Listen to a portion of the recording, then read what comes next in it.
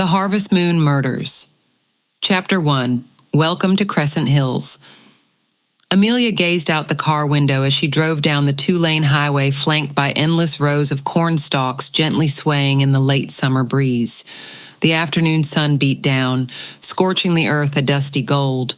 In the distance, the outline of a water tower came into view, the name Crescent Hills painted across it in deep blue letters. Her new home. She had jumped at the opportunity to relocate when the job opened up.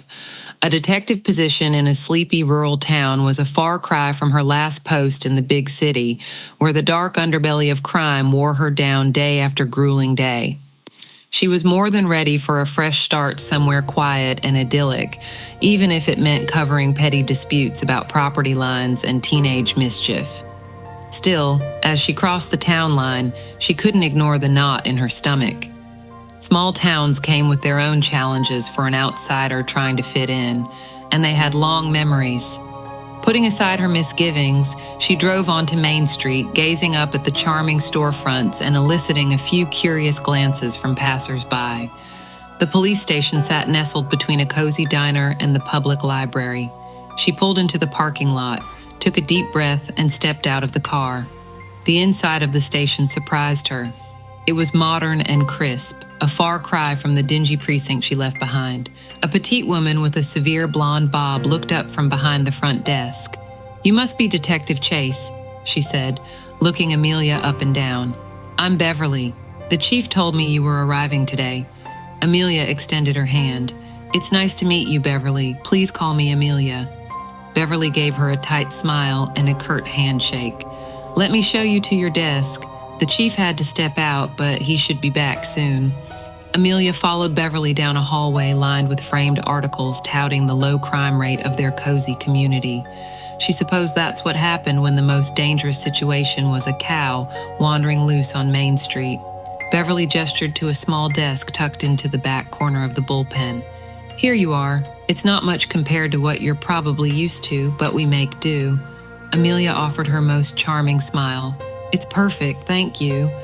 She set down the single banker's box containing the meager belongings from her old life. A fresh start indeed. "Well, I'll leave you to get settled." Beverly turned back toward the front.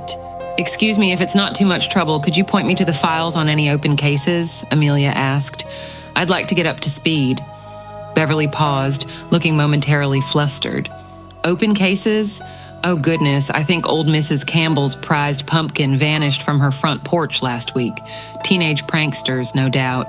She blinked rapidly. "Is that it?" Amelia asked hesitantly. "Well, yes," Beverly stammered. "Like I said, we're a quiet town." Amelia felt her face get hot. Of course they didn't have an active caseload. She was embarrassed she had asked. "Right, of course. Thank you, Beverly." The front door jingled open, and a tall, barrel-chested man entered, backlit by the sun. His face split into a wide grin beneath his bushy mustache when he saw Amelia. "There she is, Detective Chase, so pleased to finally meet you." He strode over and pumped her hand enthusiastically.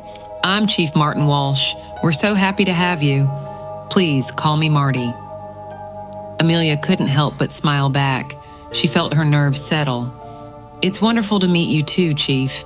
Thank you for giving me this opportunity." Of course. Now why don't I give you the grand tour?" He swept his arm toward the interior hallway. Marty led her around the small station, infusing warmth and small-town charm. He introduced her to the few officers on duty, all giving her friendly handshakes and claps on the back. She started to feel like she'd made the right decision after all. After the tour, Marty brought her into his office and offered her a seat. He settled his large frame behind the desk with a groan. "So, tell me honestly, what do you think so far?" "Everyone has been so incredibly kind and welcoming. You have no idea how much I appreciate it," Amelia said. Marty beamed. "I'm so pleased to hear it. Now I know this is quite a departure from the big city. We're pretty sleepy around here." He chuckled. "But I have a good feeling about you, Amelia. A real good feeling. I know you'll be a perfect fit." Amelia hoped her smile didn't betray her doubts. It was a lovely town, truly. But she couldn't fight the worry that after only a few weeks, she'd be clawing at the walls, wishing for some kind of mental stimulation. Still, she had run from her old life for a reason. She owed it to herself to make the most of this change. She left the station that evening feeling lighter than she had in months. On the drive to her new cottage on the edge of town, she rolled the windows down and let the evening breeze wash over her. Maybe this really could be her fresh start. As she turned down the long dirt road leading to her cottage, she caught sight of the sun setting over the cornfields, staining the sky brilliant hues of orange and pink. She stepped out of the car and paused to take it all in. The only sound was the rustling of the stalks. For the first time in a long while, a sense of peace settled over her. She took a deep breath and exhaled. "So this is home," she whispered. Chapter 2: Calm Before the Storm. Amelia settled into a comfortable routine over the next few weeks. She spent her days working cold cases, organizing files, and trying her best to seem busy whenever Chief Walsh stopped by her desk. She had coffee with Beverly every morning and exchanged pleasantries with the shopkeepers around town. On Friday nights, she would stop by the local watering hole, Cooley's, for a beer and some friendly conversation with folks from around the area. Nearly everyone she met extended warmth and curiosity about their new detective in town, with one exception, Deputy Wheeler. He eyed her with thinly veiled suspicion, giving curt nods before turning away whenever their paths crossed. She got the sense her outsider status didn't sit right with him. Still, she tried to engage him, hoping they could find common ground. She had a feeling trying to gain his trust would be an uphill battle. As she finished organizing a filing cabinet late one Friday afternoon, she heard the front door swing open, followed by 2 sets of approaching footsteps. Chief Walsh rounded the corner with a handsome, well-dressed gentleman at his side. His jet-black hair was impeccably styled, and he wore an expensive gray suit that made him look sorely out of place. "Afternoon, Amelia," Chief Walsh boomed. "Come meet our esteemed guest." Amelia approached with her hand extended. "Hello, pleasure to meet you." The stranger gave her a dazzling grin and gripped her hand firmly. "The pleasure's all mine. Roman Blackwell, I'm the district attorney over in Blair County." His voice was smooth as silk. Amelia's eyebrows shot up. The county DA paying a personal visit was unusual, to say the least. Before she could inquire further, Chief Walsh jumped in. "Mr. Blackwell here was just passing through town on official business and wanted to stop in to introduce himself. And please call him Roman." He gave Roman a hearty pat on the back. "Of course. To what do we owe the honor?" Amelia asked. Roman laughed, a melodious, infectious sound. "You'll have to forgive me. I must admit I asked Marty here if I could meet Crescent Hills' newest detective." He smiled, holding her gaze. "Small towns talk. When I heard someone of your caliber was joining the force, I simply had to come introduce myself." Amelia felt a blush creep across her cheeks. "That's very kind of you to go out of your way. I appreciate you coming by." "My pleasure. I can see you're going to make an excellent addition to this town," Roman said with a wink. "Now, unfortunately, duty calls, so I must be off, but I'm sure I'll see you around." He turned to Chief Walsh, shaking his hand firmly. "Marty, wonderful to see you as always. Let's do lunch sometime soon." Chief Walsh grinned from ear to ear. "Absolutely, anytime. Good seeing you, Roman." With a final nod at Amelia, Roman swept out, leaving her slightly bewildered. She turned to Chief Walsh with a quizzical look. He sighed. "Good man, Roman Blackwell. Sharp as a tack and charismatic as the dickens.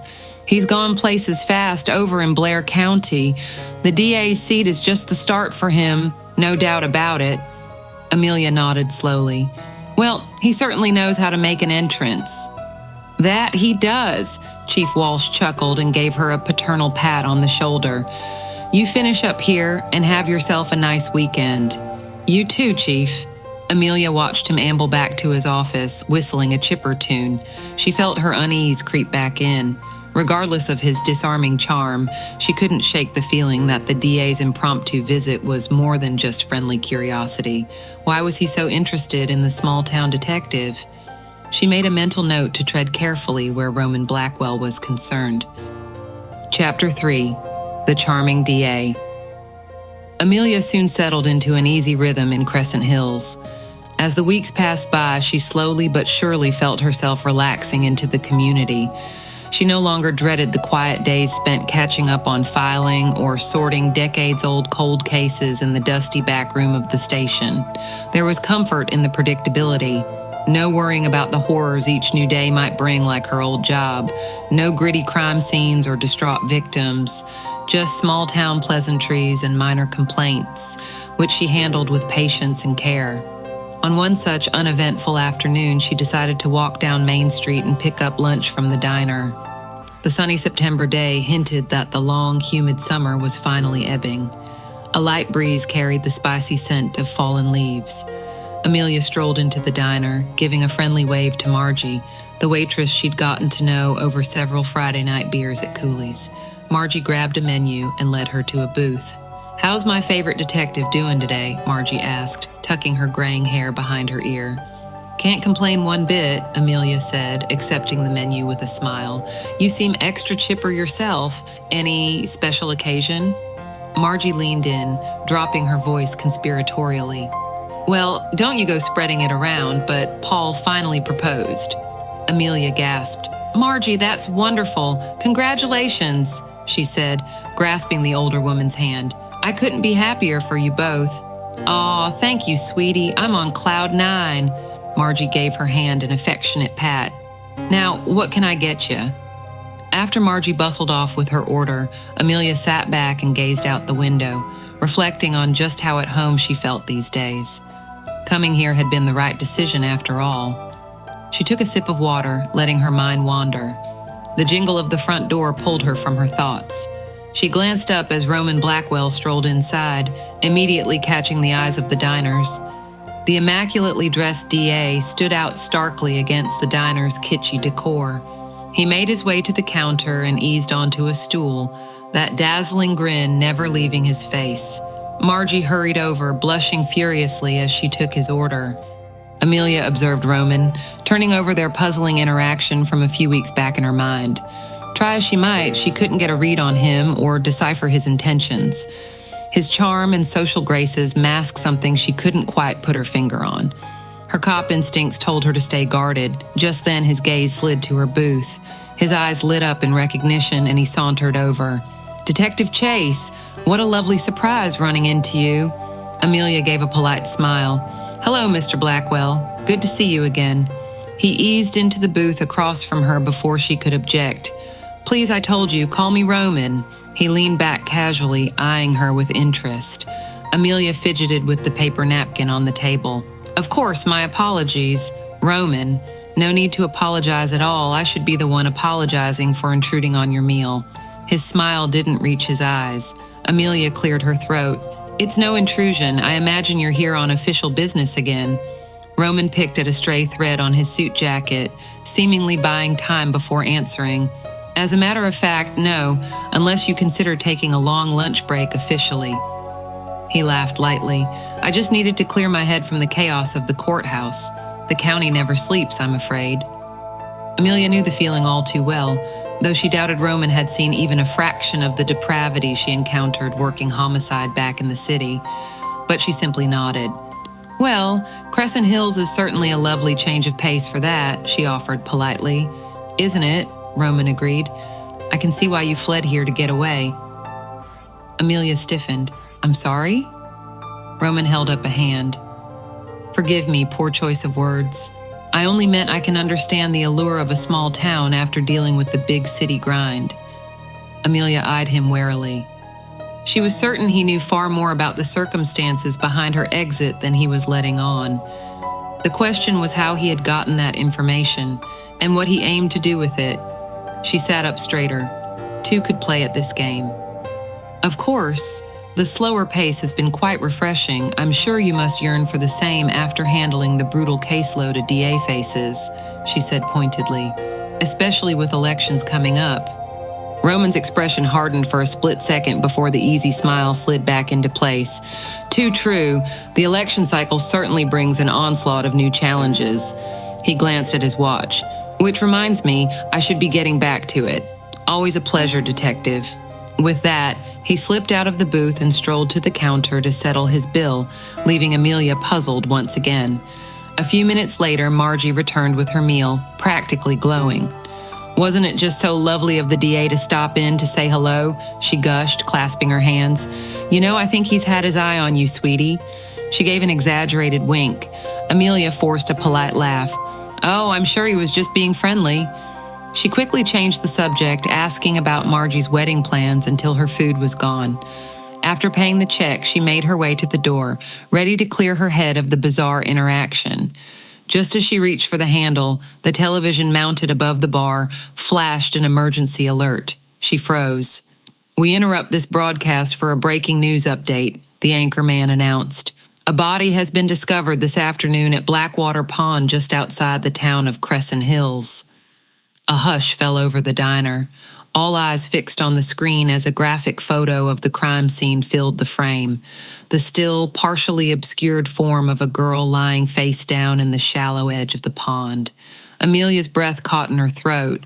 She exchanged an uneasy look with Margie before pushing out the door and hurrying down the block toward the station. She burst through the front door to find the bullpen in controlled chaos. Officers paced and talked urgently on phones. Chief Walsh stood in the center, barking orders. When he saw her, he waved her into his office and closed the door. "What do we know so far?" she asked, settling into a chair across from him. Chief Walsh rubbed his temples. "Just what the TV said. A couple of high school kids stumbled on her while cutting through the woods. No ID yet." "Any idea how long she'd been there?" He sighed. "Not sure yet. The coroner is en route now." Amelia nodded slowly. "I should get out there right away to help manage the scene." The chief held up a hand. "Now, Amelia, I know you have plenty of experience handling homicides from your time in the city, but things are different here." He gave her a pitying look. "We don't see crimes like this in Crescent Hills. My boys can handle the scene without subjecting you to all that horror." Amelia stared at him incredulously. "With all due respect, Chief, this is exactly what you brought me here for. You knew my background when you hired me." She leaned forward, meeting his eyes. "Let me do my job." Chief Walsh looked conflicted, but finally yielded. "You drive a hard bargain, Detective. All right, get out there and see what you can." Chapter 4, Death by the Pond. The muddy shore of Blackwater Pond crawled with officers, crime scene techs, and the county medical examiner. A young female victim lay crumpled at the water's edge, partially submerged. Livid bruising around her neck stood out starkly against her pale, lifeless flesh. Amelia picked her way carefully to the edge of the scene. She steeled her nerves and approached the victim, crouching down slowly. The girl couldn't have been more than 15 or 16. Wisps of blonde hair clung to her ashen face. Her eyes stared vacantly ahead through streaks of dark makeup. Amelia felt the familiar detachment and hyperfocus settle over her, the innate ability to emotionally compartmentalize that made her so adept at homicide work. She studied the scene meticulously, paying close attention to even the smallest details. The victim's chipped black nail polish and dark, tattered clothing suggested a rebellious streak. Impressions in the mud indicated she had been dragged to the location post-mortem. Ligature marks clearly showed manual strangulation. She stood, eyes narrowed. If this was a body dump, the actual murder occurred elsewhere. She turned slowly, envisioning how the killer might have accessed the area. Dense forest surrounded the pond on all sides. A narrow dirt trail to the west provided the only clearing. She made a mental note to check for tire impressions or footprints once it was processed. Heavy footsteps announced Chief Walsh's arrival. He regarded Amelia and the body uneasily. "What's your take so far?" he asked. "The bruising on her neck shows she was strangled manually," Amelia said. "I'd guess the real crime scene is somewhere secluded. The killer transported her here to dispose of the body." Chief Walsh shook his head. "Just awful. What kind of monster would do this?" He trailed off morosely. Amelia tried to offer an encouraging look. "We'll find them, Chief. I'm going to head back to the station to set up. I want to dig into any missing persons reports ASAP." He gave her shoulder a paternal squeeze. "Sounds good. We'll wrap things up here." With a final look at the victim, Amelia left the team to finish processing the scene. As she headed for her car, she caught sight of a figure on the perimeter. Roman Blackwell stood watching the somber proceedings, hands in his pockets, an inscrutable expression on his face. Their eyes met for a brief moment before he turned and disappeared into the woods. Amelia felt unease ripple through her again. She couldn't forget his surprise visit to town the very day the girl turned up dead. For now, she filed it away as a troubling coincidence. But her gut told her Roman Blackwell was not a man to be trusted. Shaking off her doubts, she pointed the car toward the station and some answers. Chapter 5. Identifying Jane Doe. Amelia studied the crime scene photos spread across her desk. The victim splayed grotesquely in the mud, eyes bulging and neck marred by dark bruises. She checked her emotions and focused on the facts. The ME estimated the girl had been killed approximately 36 hours prior, sometime on Monday evening. Her fingerprints yielded no hits in the system. Dental records would be checked next, but Amelia doubted that would produce anything. She suspected the victim wasn't local, otherwise someone would have reported her missing by now. A soft rap at the door snapped her from her concentration. Chief Walsh lumbered in, clutching a small evidence bag. "Take a look," he said, handing Amelia the bag. This was tucked down in the victim's boot. Amelia held up the bag, examining a small pocket knife splattered with dirt and flecks of dried blood. "Interesting. This could indicate a struggle." "That's what I thought. Hopefully they can pull some prints," Chief Walsh said. "I'm heading over to the coroner's office soon to check on the autopsy results. They might be able to tell us if she used it against her killer." Amelia tucked the bag into a file box. The chief nodded. "Keep me posted on anything you find." "Will do. Oh, any luck on the missing persons front?" she asked hopefully. Chief Walsh shook his head. "Nothing yet. We're still waiting to get the prints and dental records into the system. I'll let you know as soon as we have a hit." Amelia managed a small smile. "Appreciate it, Chief." After he left, she gathered her things to head to the morgue. As she locked up her desk, Deputy Wheeler strode past, dropping a newspaper on top. "Thought you might want to see page 3, he said without stopping. She unfolded the paper curiously. A large photo of the crime scene stared back above the fold. The caption read, "Big City Horror Comes to Crescent Hills." Her heart sank. Skimming the sensational article, she felt her worries solidify. The murder was already shining an unwanted spotlight on their tiny town, and she knew from experience that the scrutiny would only intensify until the killer was caught. Tucking the paper under her arm, she resolved to work twice as hard. The weight of the town's fear and outrage pressed down on her, but she refused to let it crush her resolve. She slipped on her sunglasses and headed out the door to start chasing leads.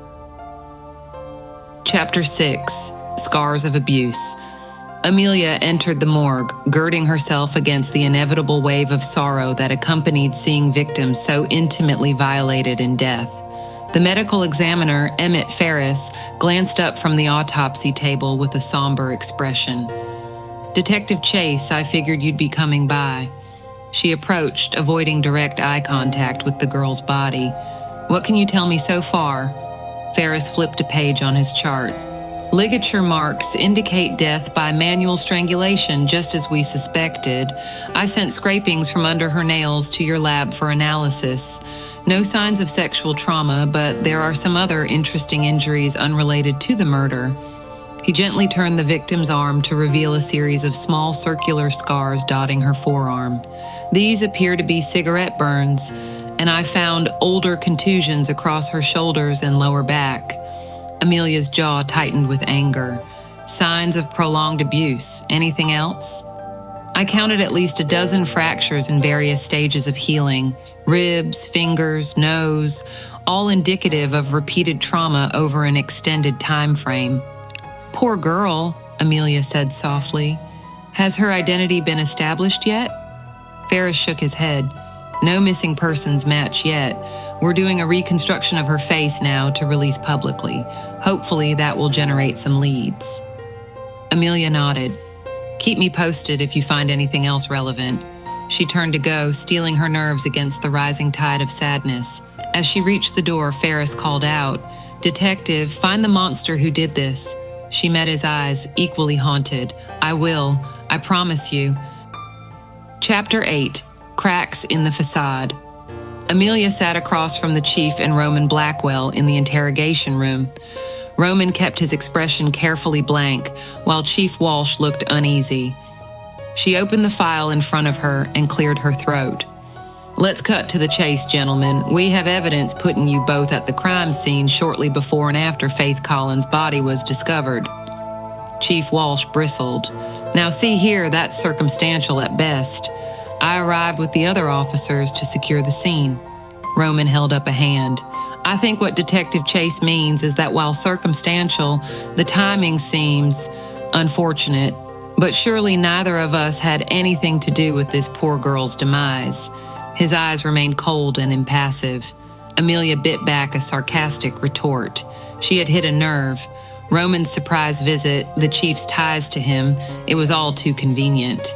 Her gut said one or both of them were involved somehow. She just needed to unravel the how and why. She decided to try a new angle, appealing to Chief's protective instincts toward the town. A girl was murdered and discarded here like trash. Your town is frightened, angry. They need to trust that the police have this in hand. Help me give them justice, Chief. Chief Walsh's eyebrows knitted together, confusion and doubt playing across his face. Finally he spoke, his voice strained. My boy, he caused some trouble back in his teenage years. Fell in with the wrong crowd. He looked at Roman uneasily. The girl, I swear to God, if Jake was involved, I didn't know. Understanding clicked into place. The chief's wayward son must have dragged Faith here. Roman showed up to help his powerful friend cover up the mess. Her instincts had been right all along. She maintained a neutral expression. Just tell me exactly what happened. The chief buried his head in his hands, sighing heavily. When he looked back up, his eyes glistened with tears. I don't know all the details, but I'll do whatever it takes to make this right. Amelia slid the notepad across. Then write it down, everything you know. She eyed Roman coldly until he averted his gaze. Rising slowly, she said, I'll give you gentlemen some privacy. She left the room, chest tight. The truth was within reach at last. Justice for Faith edged closer. Chapter 9. Sins of the Father. Amelia strode up the walkway to the Walsh family home, flanked by two officers. It was a charming two-story house with faded blue shutters nestled beneath sprawling oaks. Hard to believe it harbored such darkness. They paused on the porch, listening to the sound of raised voices within. Amelia met the officer's eyes and gave the signal. They knocked firmly. The shouting ceased abruptly. After a prolonged silence, shuffling footsteps approached and the door creaked open. A tired-looking woman squinted into the afternoon sun. Amelia saw a bruise on her cheekbone, hastily concealed by makeup. Behind her, a young man glowered from the shadows of the foyer. Mrs. Walsh, I'm Detective Chase. We'd like to speak with your son, Jake. The woman paled, shrinking back. Has he done something? She asked faintly. Ma'am, may we come in? She stepped aside on trembling legs. Amelia moved past her, locking eyes with Jake. Jacob Walsh, you're under arrest for the kidnapping and murder of Faith Collins. She nodded to the officers, who seized Jake none too gently. Mrs. Walsh collapsed into a chair, sobbing as he was escorted outside. Amelia paused next to her. You don't have to live like this. When you're ready, I know people who can help. She pressed a card into the woman's shaking hand. Outside, Jake struggled against the grip of the officers, spitting venom. You got nothing on me, bitch. I ain't talking. Amelia leaned in close. Save it for the interrogation room. We have your father's statement. Jake froze, the fight draining from his eyes. She watched the dawning realization that his own flesh and blood had turned him over to save his own skin. For just a moment, Amelia saw the angry, wounded boy beneath the violent exterior. But when he turned his glare back on her, all she saw was a killer. Fate had handed him chance after chance. He had chosen this path long ago. Slamming the car door, she stepped back and let the officers drive away with Crescent Hills' first murderer in decades. Watching the car shrink into the distance, she finally allowed herself a small measure of relief. It wasn't a storybook ending. The secrets and damage ran too deep for that. But faith in justice had been restored. For now, that would have to be enough. Turning toward her own car, she let the sugar maple leaves crunch beneath her shoes. Somewhere in the branches above, evening birdsong started swelling as the sky dimmed to dusky violet. Amelia took a deep breath and slowly exhaled before getting into the driver's seat. There were still loose ends to tie up at the station, and doubtless more dark days ahead. But for now, peace descended with the twilight. She allowed herself a moment just to feel it. Then she turned the ignition and headed downtown, back to work.